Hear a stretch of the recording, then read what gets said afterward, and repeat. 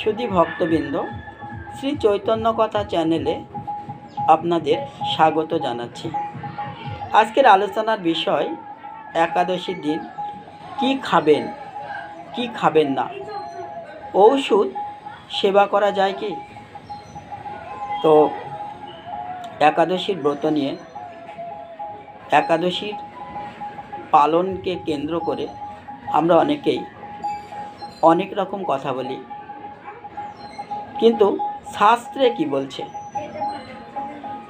শাস্ত্রে বলা হয়েছে একাদশীর দিন 8টি জিনিসের উপর ছাড় দেওয়া হয়েছে, অর্থাৎ 8টি জিনিস সেবা করা যাবে। কি কি?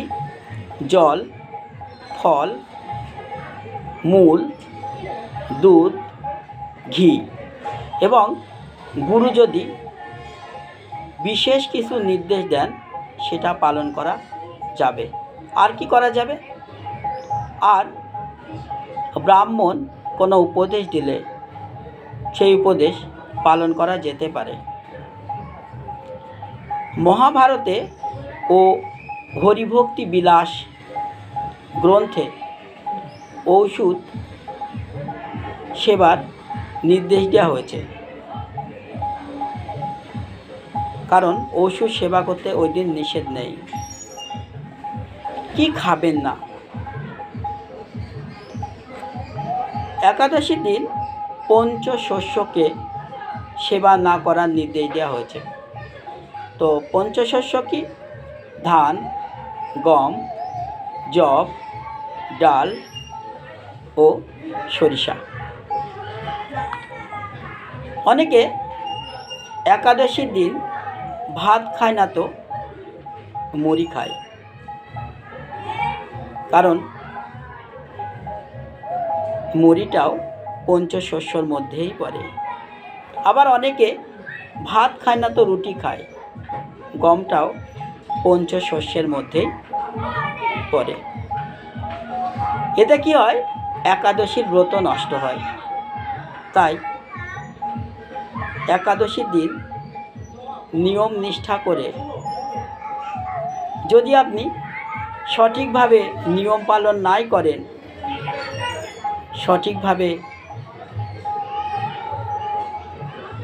নাই নিয়মগুলিকে অনুসরণ করেন, তাহলে আপনার একাদশীর ব্রত নষ্ট হয়ে যাবে।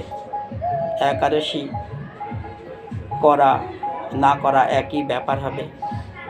বিশেষ করে একাদশীর দিন কর্তব্য হলো হরিকথা শ্রবণ করা, শাস্ত্র গ্রন্থ পাঠ করা, করতে না পারলে শ্রবণ করা। কারণ শাস্ত্র গ্রন্থ যিনি পাঠ করেন এবং যিনি শোনেন, দুজনেই সমফলের অধিকারী হন। তাই সুধী ভক্তবৃন্দ, প্রত্যেকটা জিনিসের নিয়ম আছে, সেই নিয়মগুলিকে অনুসরণ করে চলতে পারলে আমাদের এই ব্রতগুলো সম্পূর্ণ হয় এবং তা থেকে প্রাপ্ত ফলও পাওয়া যায়। রাধে রাধে।